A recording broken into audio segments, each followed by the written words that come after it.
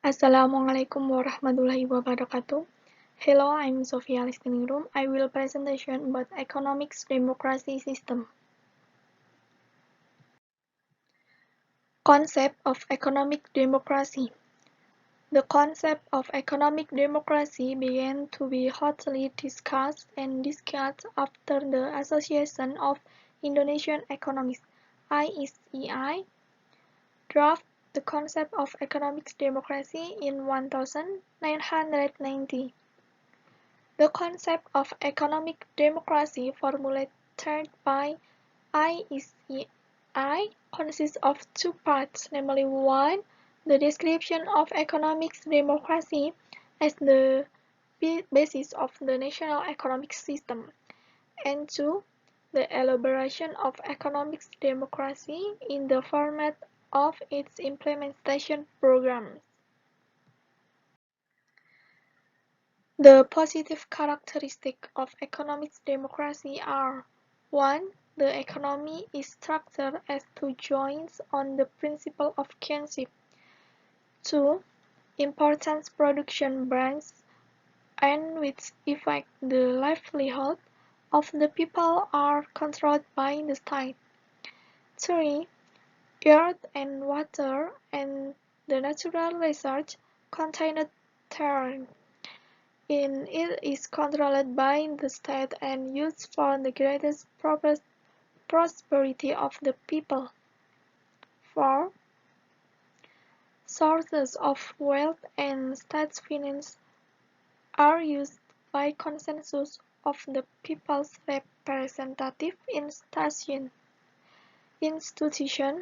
and supervision of their policies is also with the people's representative council.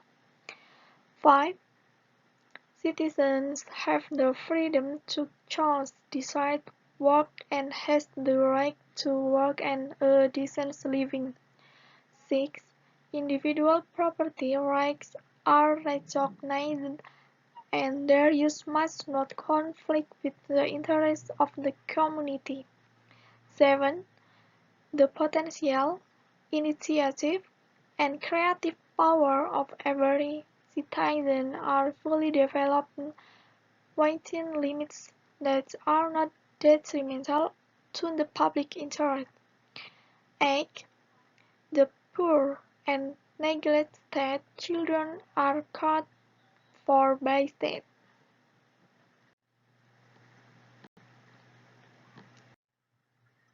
Economic democracy avoids the occurrence of an economic system of liberalism, etatism, and the concentration of economic power in one group or monopoly. Liberalism economic system should be avoided because lead the exploitation and exploitation of fellow human beings. A system of etatism in which the economy is controlled by the state must also be avoided, because etatism can kill business outside the state sector such as private business, cooperatives, and small business.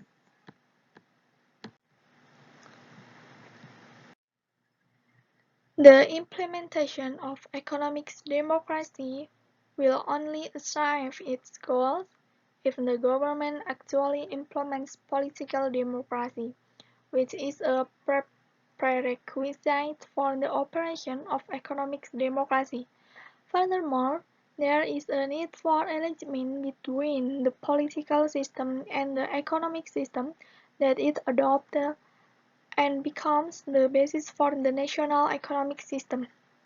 Without a parallel between the political system and the economic system, the elaboration of the values of economic democracy in the entire national economic system is only mine.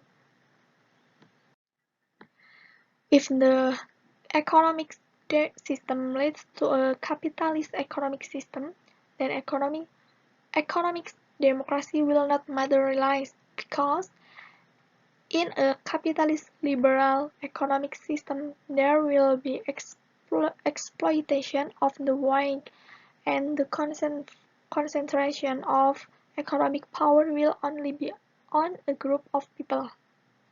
Conversely, if the economic system leads to a centralized economic system, there will be excessive control by the state which can kill the initiative and creation of individuals and other business entities outside the state sector.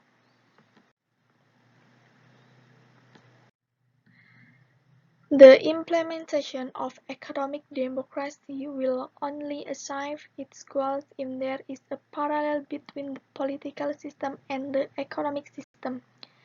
A democratic political system will provide a conducive climate for the realization of economic democracy.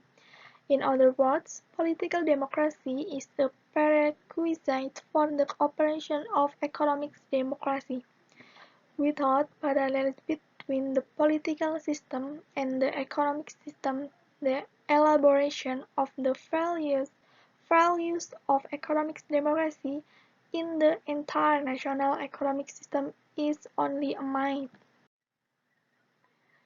The World Bank has developed a technique to measure income distribution. According to the World Bank, the inequality of income distribution is determined by the percentage of income received by 40% of the population with low income. The criteria used to measure inequality are: 1. If 40% of low-income residents receive less than 12% of income, it is categorized as high inequality. 2. If 40% of low-income residents receive between 12 and 17% of income, it is categorized as moderate inequality. And 3. If 40% of the low-income population receive more than 17% of income, it is categorized as high inequality. Based on Table 1, it can be seen the development of income distribution in Indonesia during the years 1976, 2005, for showed an increasing trend where the level of inequality was at a low level of inequality. Okay, next. Example: Indonesian economic growth. In 2013, Indonesian economic growth reached 5.56. In 2014, this rose 5.1. In 2015, 4.88. In 2016, 5.3. In 2017, 5.7. And 2018, 5.17. In 2019, 5.10. In 2020, 5.80. Okay, next. Impact of democratic economic system. Free market liberalism system which causes an exploitation of humans and other nations. Elitism system, the state is very dominant and kills the potential and creative power of economic units outside the state sector. Concentration of economic power in a group in the form of a monopoly that harms a society. The government credibility has reached its lowest point. The New Order regime, which always prioritized economic growth, a very growth, a very corrupt regime has made the joints of the economic experience fragility. Okay, thanks for your attention. Thank you. Goodbye. Wassalamualaikum warahmatullahi wabarakatuh.